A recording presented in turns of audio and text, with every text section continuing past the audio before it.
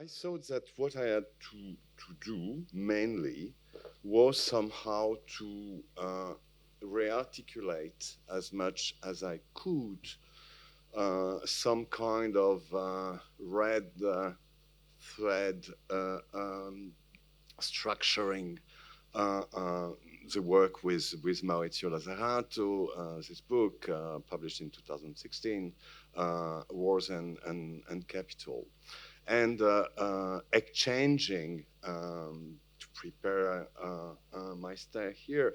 There was this very, very good idea to ask to each guest to mention, to recommend, to select 5 books as something absolutely fundamental with regard to their work, statements, etc., etc.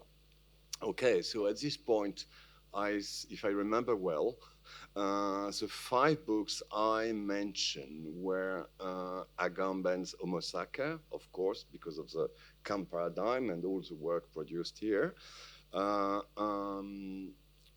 Foucault's Society Must Be Defended, i.e. the seminar Foucault gave at the Collège de France in 76. The Birth of Biopolitics, which is the seminar in 79, since still at the Collège de France. Carl Schmitt, Nomos of the Earth, but let's say Carl Schmitt, and Deleuzo-Guattarian's A Thousand Plateaus. And, sorry? Yeah, I mentioned the Birth of Biopolitics, yeah.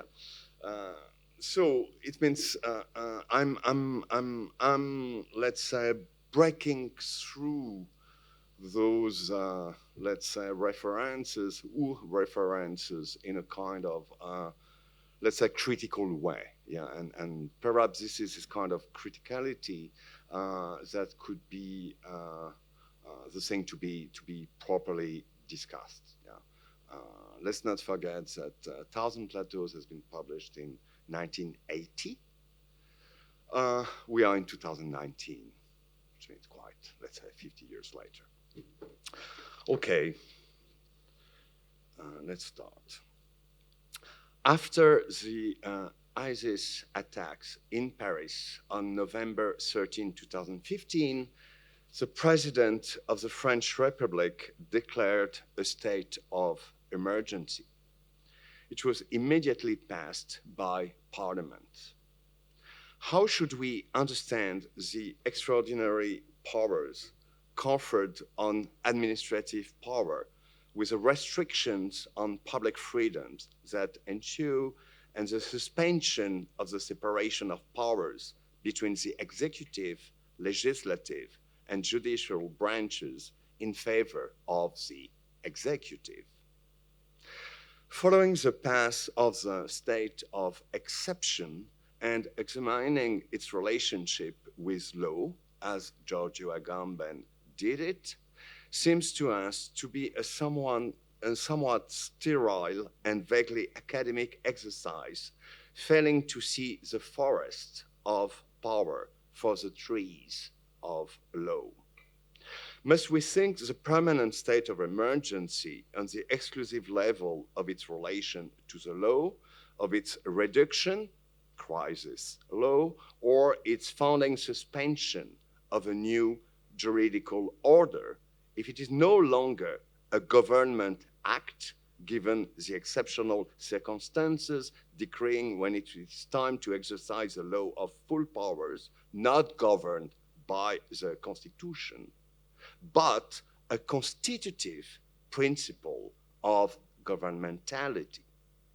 We do not disagree that the state of emergency can and should cause its juridical form to evolve to institute an intermediate state, allowing a framework for taking exceptional measures for a certain period without recourse to the state of emergency and without compromising public freedoms, according to a speech by the President to Parliament gathered in Congress in Versailles, really 2 days later.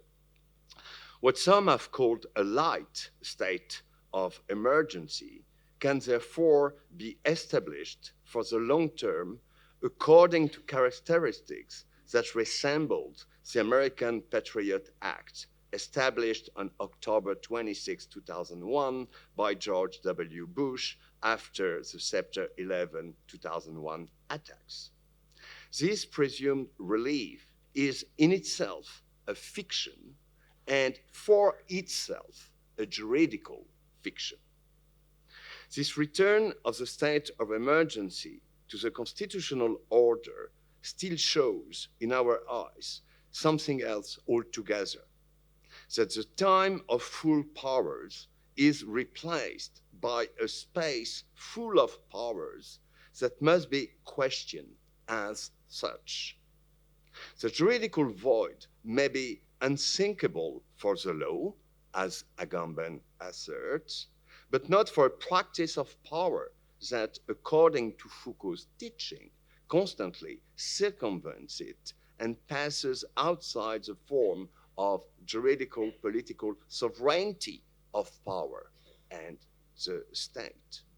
What operates almost without interruption from World War I through fascism and National Socialism up to our own era is thus less the state of exception than the affirmation of the war machine of capital, for which the state of emergency is only an apparatus, a dispositif.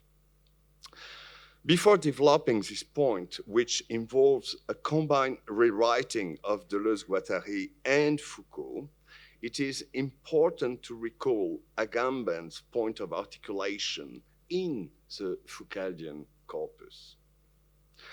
According to the final lesson of society must be defended, the generalization of biopower leads to a paradox. Power that has as its object the administration of life can also eliminate it and thus eliminate itself as biopower at this stage. The old privilege of sovereign power, the decision to put subjects to death, the right to kill, quote Foucault, is checken. How can a power that ensures life order death? The only way to escape this paradox for Foucault is state racism, le racisme d'État. Of course, reads Foucault, Nazism alone took the play between the sovereign right to kill and the mechanism of biopower to this paroxysmal point, but this play is in fact inscribed in the workings of all states. End of quote. Yet does not one have to introduce race as a determining factor of the naked question of survival, as it says, because Foucault urged us to understand the concept of biopower as a biological relationship and not, quite surprisingly, as a military, warlike, or political one. Doesn't this mean also abstracting oneself from the stubborn presence of class warfare to which, since primitive accumulation, race war is one of its articulations, that threatens to sabotage imperialist war to conquer global markets, and where the belligerents can long remain political enemies up to the unlimitedness of total war. They only become biological enemies under certain conditions, in particular in Nazi Germany, which can be shared with the help of colonization, but without always depending on the exclusive action of the so-called biopower. In these pages, the rise of racism at the end of the 19th century seems to have no connection to the evolution of the world economy or with imperialism, which brought colonial conquest to its climax and raced towards the First World War. The Eurocentric framing of the analysis limits the explication, which regresses towards the characteristic proper to the power of sovereignty, by leading Foucault towards a curious chiasmus effect, and Agamben will be the heir of it. Since the first manifestations of the policies of state racism do not concern Europe, but the colonies and slavery.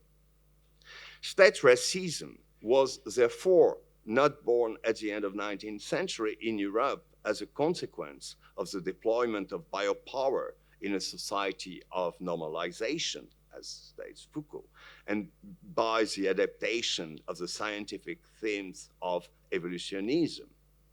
It is constitutive of the construction of the state function that projected a disciplinary biopower onto the world economy.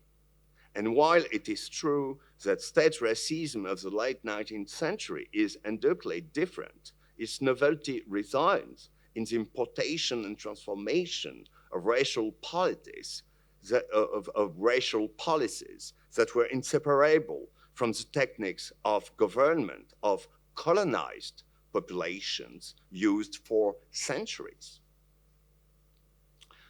Throughout the 19th century, and particularly in France, civil war techniques were imported from the colonies to demolish worker insurrection.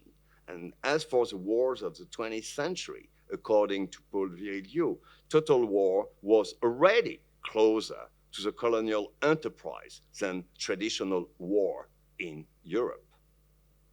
Nazism, the climax and final solution of state racism, in which Foucault sees the absolute coincidence of a total disciplinary state, of a generalized biopower, and the diffusion of the old sovereign right to kill throughout the society body, was not only the suicidal result of the European biodynamics precipitated into war as ultimate and decisive phase in all political processes.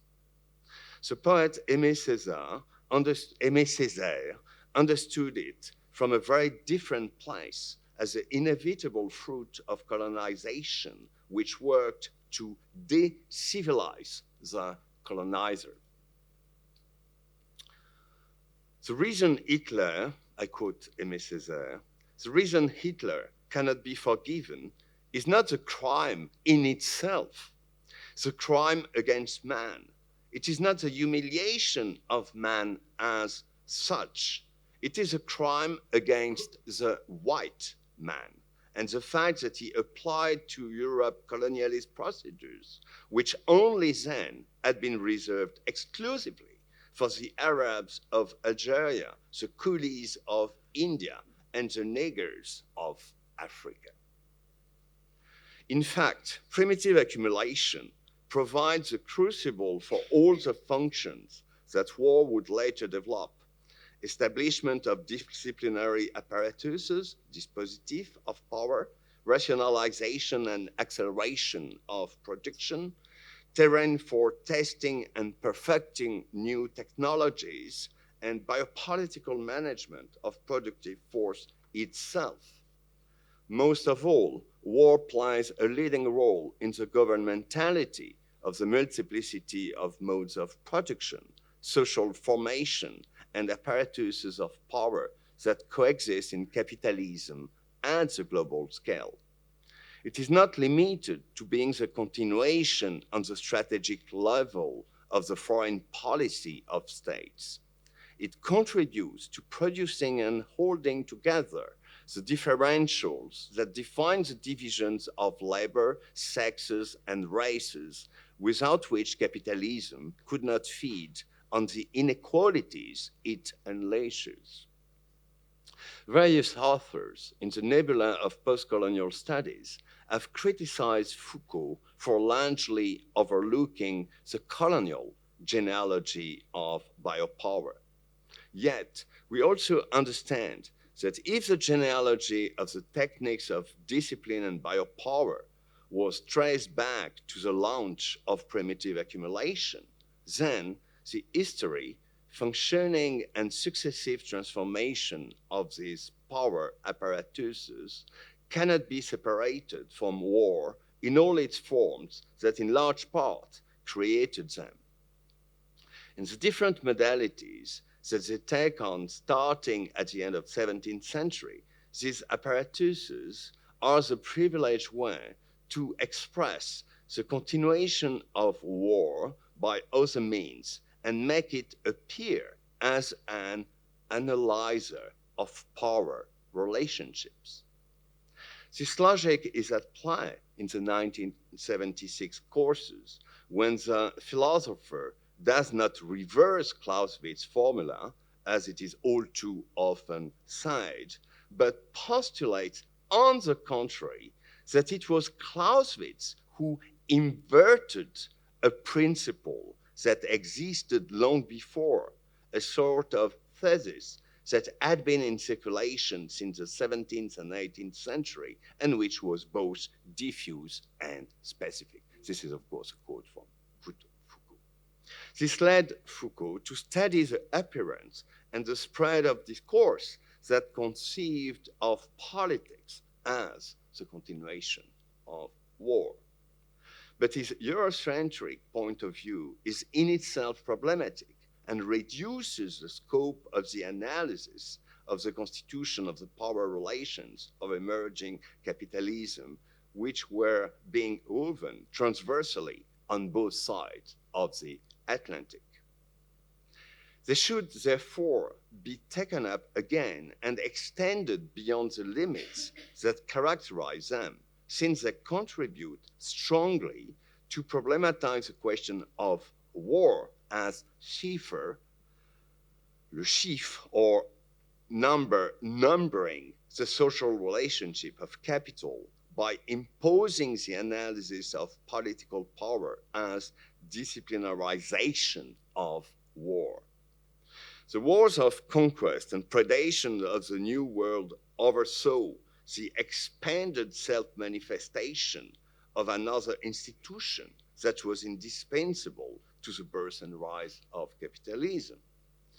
Primitive accumulation is in fact also, and maybe first of all, accumulation of state power and wealth. Michel Foucault is probably the one who describes it most pertinently, while neglecting the constitutive globalization of capitalism, which must be reinserted between the threads of his analysis. We must return here to the essential analysis of Carl Schmitt when he reminds us that one of the conditions, and not the least among them, for the institution of the jus publicum in Europe was a separation between the continental space, where a balance of forces was established to limit the power of states, and the so-called free lands of the New World, where the same states could partake in unlimited competition and rivalry. While on the continent, and in the perspective of a certain equilibrium between states, war is de facto a continuation of politics by other means, such as for Foucault, Clausewitz theory is a systematization 2 centuries later of this relationship of force between states. In the rest of the world, where war did not stop being conquest, pillage, limitless violence against people, goods, and land, Clausewitz's formula was always already reversed into the most brutal expression of race wars, fed by the extra-European war of states carving out their colonial empires. However, our total inability to subscribe to Foucault's take on liberalism in his course at the Collège de France in 78-79, The Birth of Biopolitics, does not come solely from its denial of the history of colonization and the role famous liberals like Tocqueville played in it by associating it with a social question. These lectures have been all too often reduced to an analysis of neoliberalism, although for Foucault, it is only a particular genre of the common species that he analyzed as a liberal art of governing. Reaching back to the mid-18th century, in the analysis of liberal governmentality, of which the first manifestations were carried out by physiocrats that it takes literally, the famous laissez-faire, Foucault buries war as a cipher for the relationship of power with a disciplinary hypothesis, for which he substitutes the development of a theory of limits imposed by political economy on governmentality. He wrote, in a narrower sense, liberalism is a solution that consists in the maximum limitation of the forms and domains of government action. End of quote. In the market economy, the modern form of governmentality, he insists, instead of coming up against limits formalized by jurisdiction, it gives itself intrinsic limits. The limit is no longer external, law or state, following Foucault, but immanent in the self-limitation of governmental reason, characteristic of liberalism, that should then be studied, he insists, as a general framework of biopolitics. It is therefore no surprise that Foucault, returning to Nazism in the Birth of Biopolitics, states that Nazism as the extreme solution cannot serve as analytical model for general history, or at any rate for, I underline this, the past history of capitalism in Europe. In light of this narrative, which could almost be called transcendental in the sense of the transcendental economy of liberalism, that it mobilizes and that supports it, the 19th century prepared a completely different result by sketching a radically different portrait of liberalism.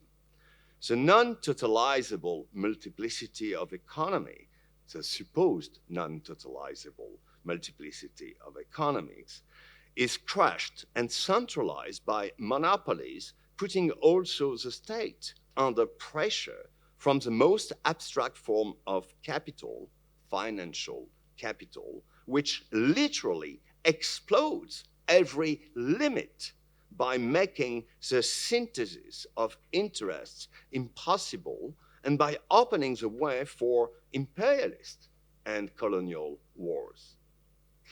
For Deleuze, as opposed to the liberal doxa, the nature of fascism is not foreign to that of capitalism.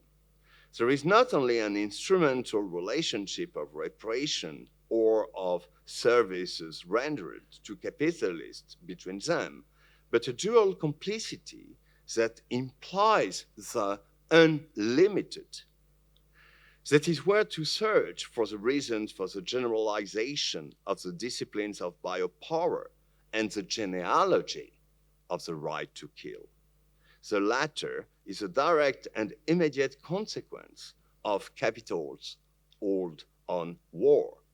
The appropriation of the war machine by capital signifies that the infinite that animates production is transmitted to war by removing all limits from the right to kill, responding to the strategic aims of class struggle in the context of European civil war on the global level imposed by the Bolshevik danger. Yeah, of course, European civil war, the global civil war, it's somehow this continent formed by the two world wars, the total wars. Starting, sorry.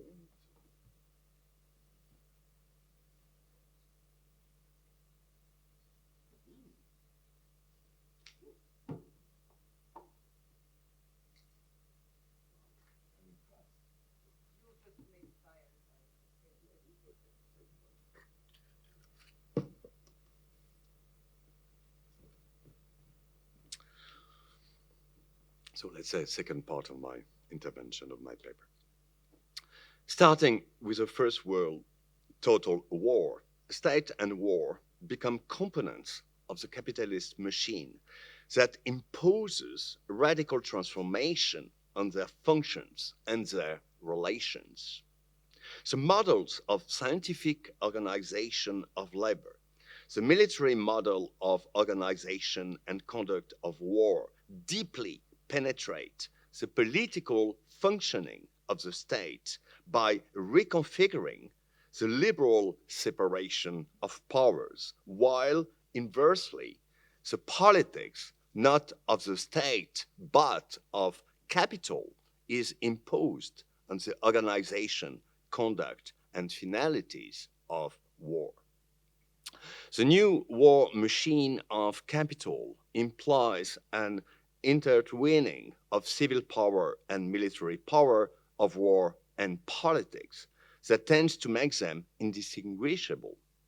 In terms of the state, it is a reconfiguration of the separation of powers that progressively tends to privilege executive power to the detriment of legislative and juridical power, and of an in-depth transformation of its administrative and governmental functions being translated by an almost daily production of laws, decrees, and directives that is impressively more effective than the one-off interventions of the state of exception.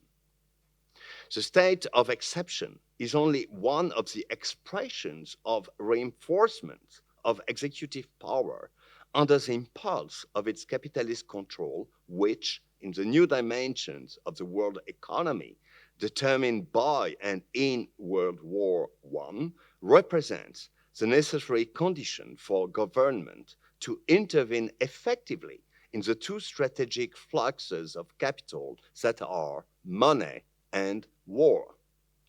The speed of interventions and the efficacy of decisions required by the fluxes of financial money and the fluxes of war prescribe a new material constitution where executive power adopts to absorb a large part of judicial and legislative power, a dual model of organization and command, the army and the scientific organization of labor, such that the government is configured as a political military power alongside the so-called military industrial complex. Capital appropriates war, starting by transforming it into industrial war, then into war amongst the population of the people.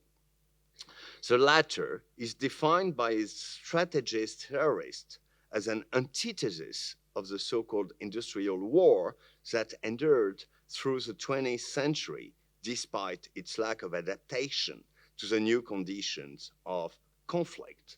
And the theoreticians of the war amongst people, amongst populations, other types of enemies in conflicts of different types. These new conditions and these new threats define war amongst the population as the apparatus of control and governmentality suited to the new composition of the world labor force tied to the internalization, externalization of the world market, the globalization of human capital, the global assembly line. This new paradigm implies the integration of politics into war in a very specific way that could be defined, to borrow Foucault's expression, as governmentality of the population on two conditions. One, contrary to what is said by Foucauldian critics, war is not removed from power relations, but on the contrary, it informs them. Two, war governmentality is exercised not on the population, but on and through its divisions. The object of war is the production and expanded reproduction of the class, sex, race, and subjectivity divisions of the population. The paradigm of war among the population, therefore, expresses from the point of view of new forms of militarization, concentration of power, the concept and organization of wars within populations on which capital depends to secure productivity.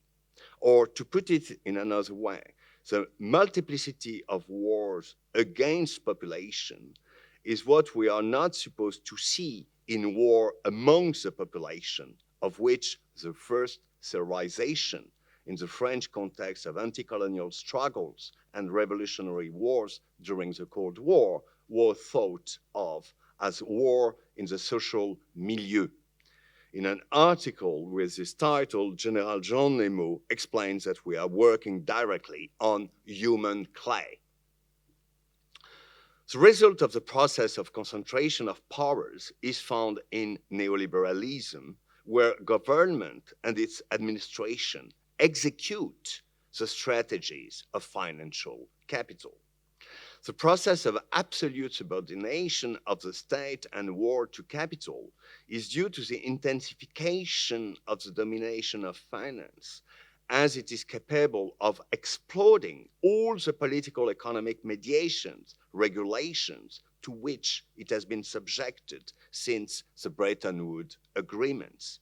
This is, of course, a 1971-73 sequence where that was marked by the end of international convertibility of the dollar to gold and the adaptation of the regime of floating exchange rates in function of market forces alone.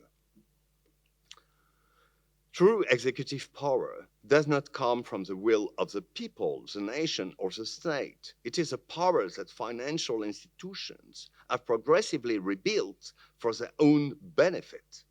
Neoliberalism can be identified with permanent vigilance, activity, and intervention that should be bent in the direction of the instrumentalization of a strong state, what Philip Mirowski calls the double truth doctrine of neoliberalism.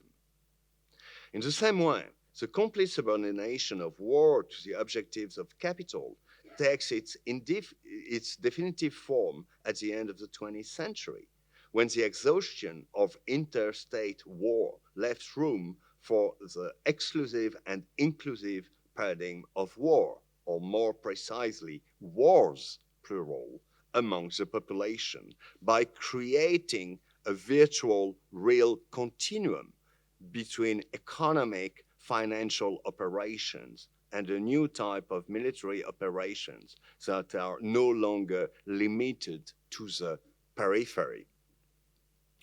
Colonial war amongst and against populations is a model of the war that financial capital unleashed in the 1970s in the name of a neoliberalism of combat, confronting 68 and the political counter-effectuation of the wars of class, race, sex, and subjectivity that the working class could no longer subordinate to its interests and its form of organization, party unions.